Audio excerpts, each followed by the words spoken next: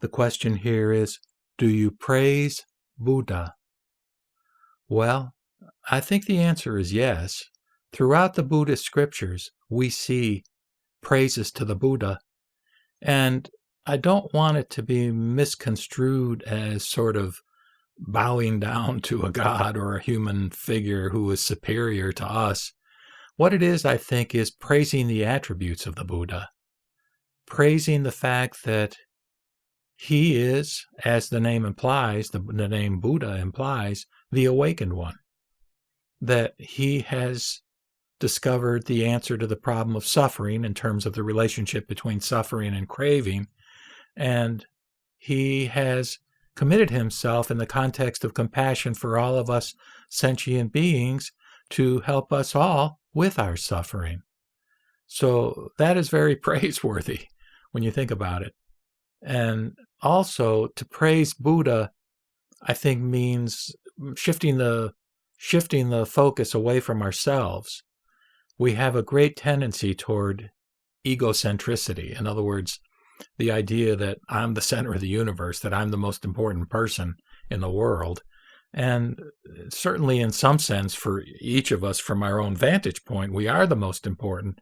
But in the bigger picture, we're all interconnected, and it's important to focus not just on our own wishes and needs, but on the wishes and needs of others, insofar as we can help others in this human community, in this web of interconnectedness. One of the scriptures that I think about when I think about praising the Buddha is the Avatamsaka Sutra, or the Flower Garland Sutra. This is a very, very large and well-respected, to say the least, scripture within Mahayana, or Great Vehicle Buddhism. And in there are many, many passages of praising the Buddha and praising, again, his attributes, praising his ability to accomplish the Bodhisattva path, to accomplish what are considered to be the practices of the Bodhisattva, or the perfections. These are the 6 paramitas, or 6 perfections, which are charity, ethical behavior, patience, zeal, concentration, wisdom. And from another perspective, we can think maybe of praising the Buddha as a way of encouraging folks, encouraging Buddhists to follow the Buddha way. In other words, to try to develop those kinds of practices that can lead one to Buddhahood, whether that be in terms of meditation or contemplation or various kinds of ethical practices. And it's also a way of encouraging study of the Buddhist teachings. So there are a lot of ways in which praising the Buddha is a positive kind of practice within the religion of Buddhism. What are some of the misunderstandings about Buddhism? Well, let me mention a couple of them.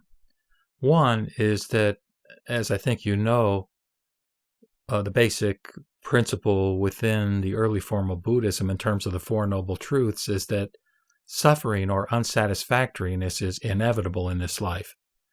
And to some extent, at least early on when Buddhism was becoming more popular in the West, there may have been a tendency to think in terms of Buddhism being sort of a pessimistic or a depressing kind of religion. And of course, that's not the case, because if you delve into the nature of the Four Noble Truths and the Eightfold Path, you realize that there is a way of understanding the relationship between suffering and our own behavior, and ways and a sense of optimism about ways that we can, modify our attitudes and behavior in such a manner as to reduce the degree of suffering that we have. And of course, a path that we can follow to become more and more, frankly, like the Buddha over the course of our lifetime on this earth. So that's one misconception, the idea that Buddhism is depressing. Another may be that the idea that Buddhism is nihilistic, in other words, that it believes in the idea of emptiness and that there's nothing is real. And so I think the key thing there to remember is that Buddhism challenges dualities of all types. In other words, it challenges both the idea of existence and the idea of non-existence. So what it's doing is it's using words to point us to an appreciation of a paradoxical kind of notion that we can hold both of these things in our mind at one time, which is kind of baffling and mind-blowing. But if we can do that, we kind of see the nature of reality in a deeper way than we ordinarily do in terms of our view and perspective on the mundane world. And that's the kind of perspective that can be glimpsed, perhaps, through the process of meditation and trying to get in touch with that deeper wisdom that exists within each of us. Another misunderstanding, I would say, is the idea that Buddhists worship idols.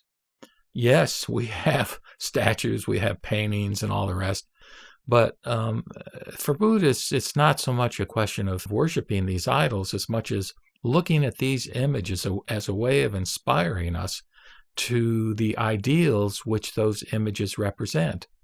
And again, just as I said when I was talking about praising the Buddha, it's by virtue of focusing on the attributes of the Buddha and of the bodhisattvas and of the various scriptures within Buddhism, including, frankly, the texts, that we can have a deeper appreciation for the profundity of these texts and these attributes, and again, make every effort through our motivation to become enlightened to try to emulate the Buddha and follow the path that leads to greater wisdom and compassion.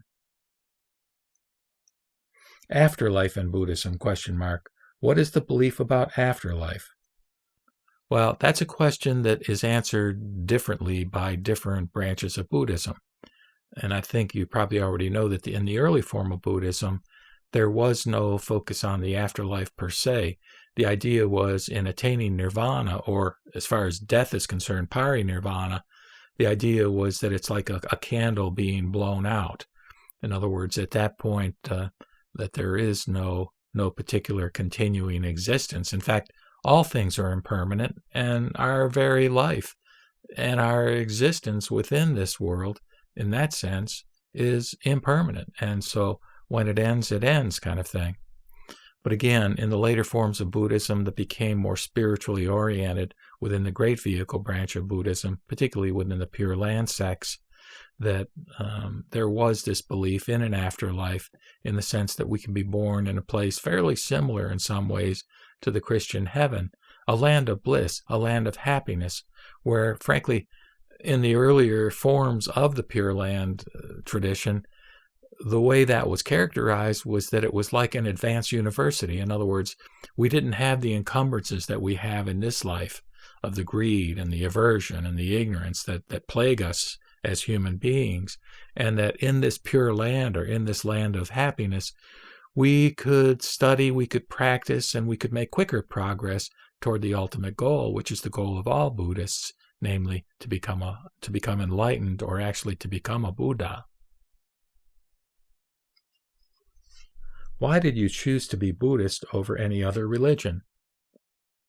Well, I respect and resonate with any of my brothers and sisters, so to speak, who are drawn to any particular religion or spiritual direction, so long as it has as its essence an emphasis on learning more about ourselves, about the nature of reality, and in particular, that it encourages the manifestation of compassion toward our fellow beings.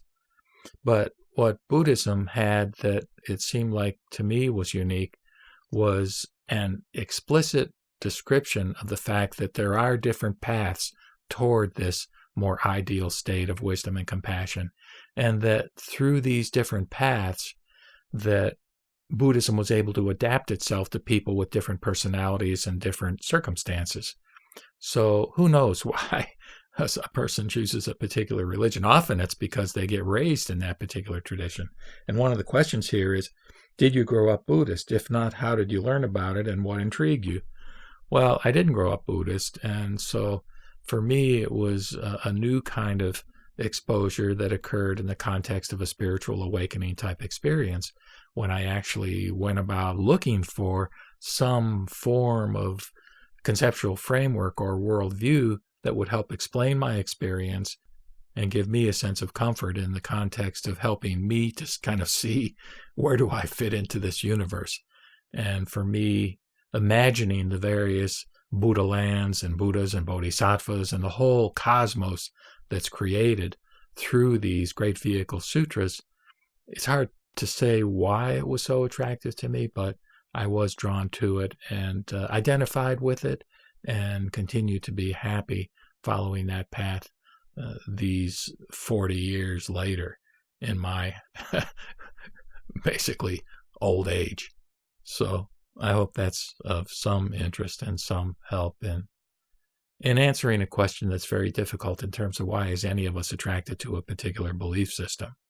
So with that, I'll just say, Namu Amida Buts.